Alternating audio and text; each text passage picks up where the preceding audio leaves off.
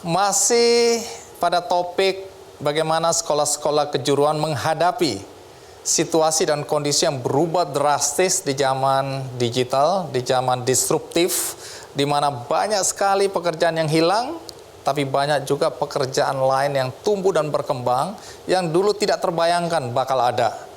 Karena itu, daripada kita tidak tahu peta yang terjadi, bagi orang tua dan bagi anak-anak muda yang mungkin ingin sekali belajar di sekolah-sekolah kejuruan, maka ada baiknya hari ini kita mendengarkan langsung dari Menteri Pendidikan dan Kebudayaan, Pak Muhadjir Effendi. Silakan Pak, monggo.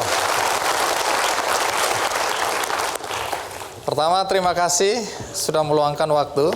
Sama-sama. Iya, silakan duduk Pak Muhadjir.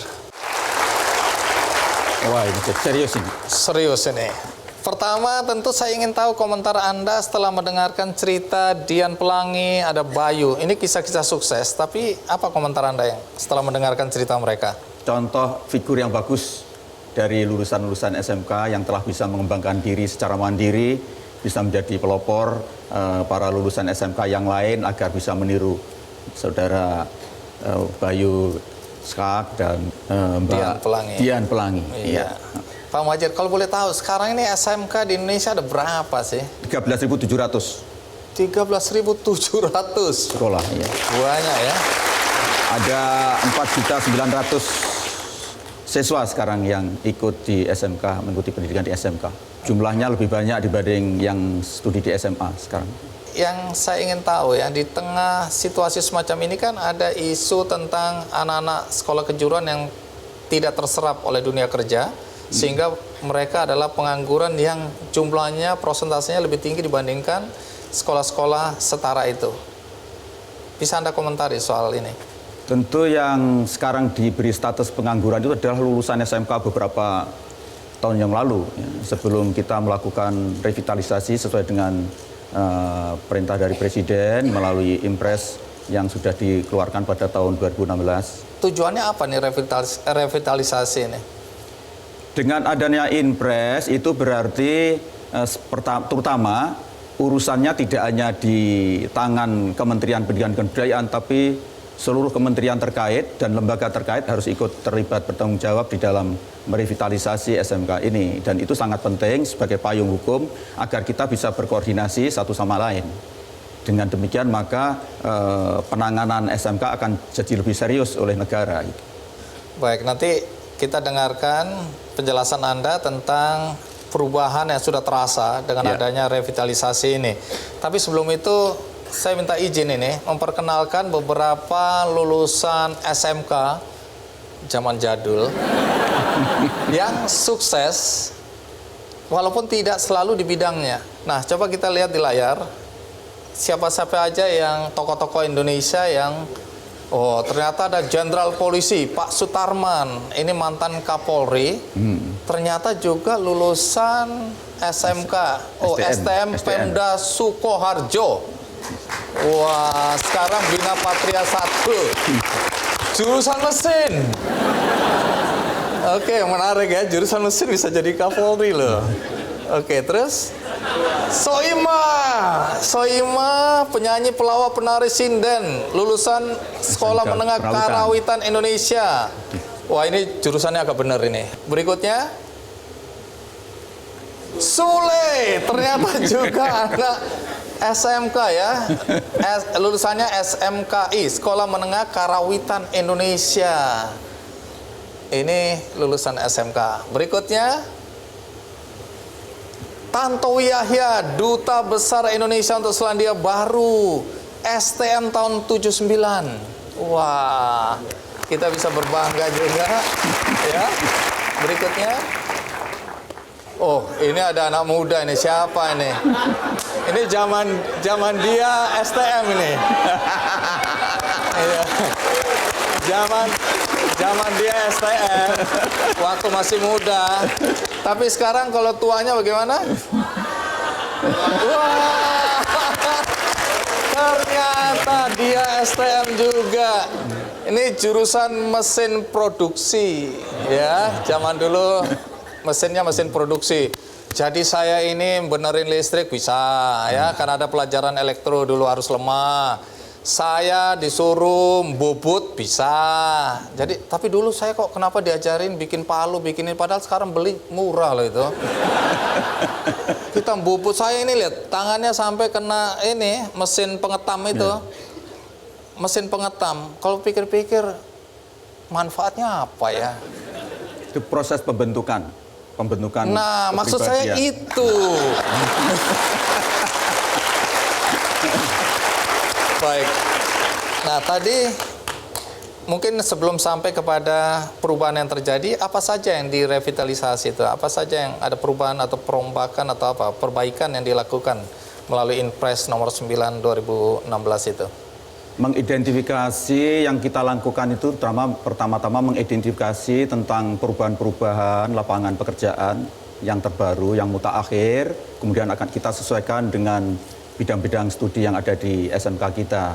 Karena itu pemerintah telah menetapkan ada 4 bidang studi prioritas, yaitu pertanian dalam kaitannya dengan industri pertanian, kemudian kelautan, maritim, kemudian industri kreatif dan pariwisata.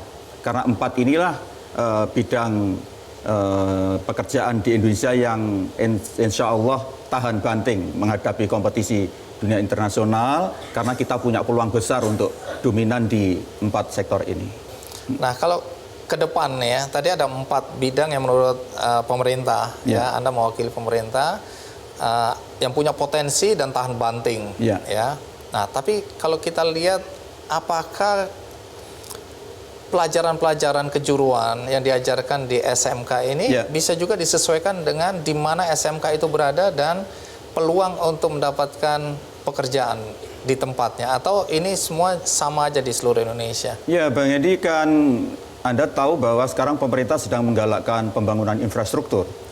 Tentu saja infrastruktur ini nanti akan punya efek berganda, multiplier terhadap industri, terhadap usaha yang lain, ya. Dan itu harus diantisipasi dengan menyiapkan tenaga kerja yang memadai, dan itulah pembangunan SMK antara lain diarahkan bagaimana bisa segera mendampingi dengan perkembangan infrastruktur yang sekarang sudah mulai dirasakan kehadirannya itu. Jangan sampai nanti ketika infrastruktur sudah siap semua, kita mengalami kekosongan karena kita tidak menyiapkan tenaga kerja yang handal untuk mengisi teknostrukturnya itu. Dan inilah peranan SMK menjadi sangat vital, maka disebut revitalisasi. Boleh tahu kebijakan apa yang sudah dibuat dan mungkin ke depan ini dalam waktu dekat akan dibuat untuk mendukung agar lulusan SMK bisa bersaing di dunia kerja di era yang semakin kompleks sekarang ini? Yang strategis ya. Yang strategis sekarang ini kita merumuskan kurikulum, dan kurikulumnya kita balik, bukan sekolah yang membuat, tetapi dunia usaha. Dunia usaha punya peranan lebih dominan dibanding sekolah, yang kita sebut dengan demand side. Jadi kita menyiapkan SMK ini, kita balik. Dulu kita supply side, kita membuat apa saja terserah yang memakai mau dipakai atau tidak gitu. Tapi kita balik sekarang. Kebutuhan pasar meminta apa, kita akan membuat sesuai dengan kebutuhan. Karena itu dunia industri kita ajak bersama-sama, duduk bersama-sama, merumuskan kurikulum, menyiapkan fasilitas yang diperlukan, sehingga nanti begitu dia tamat, kita harapkan nyambung dengan kebutuhan yang ada di dunia industri maupun dunia usaha. Sekarang sekitar 60% sampai 70% kurikulum, konten dari kurikulum yang menentukan adalah dunia industri, partner dari SMK. Karena itu semua SMK sekarang wajib punya counterpart, yaitu dunia industri atau dunia usaha yang relevan dengan program studi yang ada di situ. Itu yang pertama. Kemudian yang kedua, tentu saja kita benahi sekolahnya, termasuk fasilitas yang diperlukan, memutaakhirkan peralatan-peralatan yang ada agar betul-betul bisa nyambung. Kemudian yang ketiga, mendesain sekolah SMK sekarang lebih luas, fleksibel untuk menghadapi setiap perubahan-perubahan permintaan dari dunia industri maupun dunia usaha. Karena itu anak-anak juga dilatih untuk siap berubah menghadapi perubahan-perubahan yang tidak terduga, sehingga faktor mental menjadi sangat penting untuk menyiapkan anak-anak SMK seperti yang dicontohkan oleh Bayu Skak tadi. Gitu. Jadi dia bisa bersiap-siap untuk menghadapi situasi yang paling tidak diperhitungkan sebelumnya. Baik, kalau masih ada orang tua yang ragu-ragu memasukkan anaknya sekolah di SMK, atau anak itu sendiri yang ragu-ragu masuk ke SMK karena ketakutan tidak bisa mendapatkan pekerjaan, tidak sesuai dengan apa yang dibutuhkan oleh pasar, bagaimana Anda menjelaskan agar mereka yakin? Kalau kita belajar dari dua alumni yang sangat berhasil tadi, mereka punya jalannya sendiri-sendiri. Yang satu diarahkan oleh orang tua dalam tanda petik dipaksa, tapi yang satu dengan memilih secara bebas, dia sudah bisa mengaca dirinya, mengukur dirinya, dan kemana arah dirinya. Jadi itu banyak pilihan-pilihan. Tapi saya kira dengan contoh-contoh soal yang berhasil yang ditampilkan oleh Bang Endi dan yang lain, ini akan mendorong anak-anak untuk memberikan pilihan pada SMK. Tapi juga kita harus tetap menghargai mereka yang memilih pilihan ke SMA, karena dua jalur ini tetap sama-sama pentingnya. Nah, SMK untuk menyiapkan dunia kerja, SMK, SMA untuk studi lebih lanjut. Walaupun di dalam prakteknya juga tidak seketat itu, karena anak SMK juga bisa masuk perguruan tinggi, tapi anak SMA juga banyak yang langsung masuk dunia kerja. Karena itu SMA juga kita bekali namanya soft skill, keterampilan-keterampilan yang dibutuhkan kalau seandainya dia tidak otomatis langsung melanjutkan ke dunia perguruan tinggi. Jadi saya sebagai Mendikbud tentu saja tidak boleh pilih kasih. Dua-duanya sama-sama pentingnya, dua-duanya sama-sama punya tanggung jawab untuk membawa Indonesia jauh lebih hebat dibanding sekarang di masa yang akan datang. Baik, Pak Muhadjir, terima kasih untuk pencerahannya. Sama-sama, dan Bang seperti Endi. biasa di akhir acara ini saya akan bagi-bagi buku, ya. Apakah semua sudah menerima buku ini? Sudah. Apakah bahagia? Baik, terima kasih untuk kebahagiaannya. Dan bagi Anda di rumah, Anda juga bisa mendapatkan buku. Ini ada satu buku yang akan saya bagikan untuk Anda di rumah, ada 100 buku. Mudah-mudahan Anda yang beruntung. Judulnya adalah Hidup Penuh Makna. Dan karena itu, maknai hidup Anda dengan sesuatu yang positif. Sampai jumpa.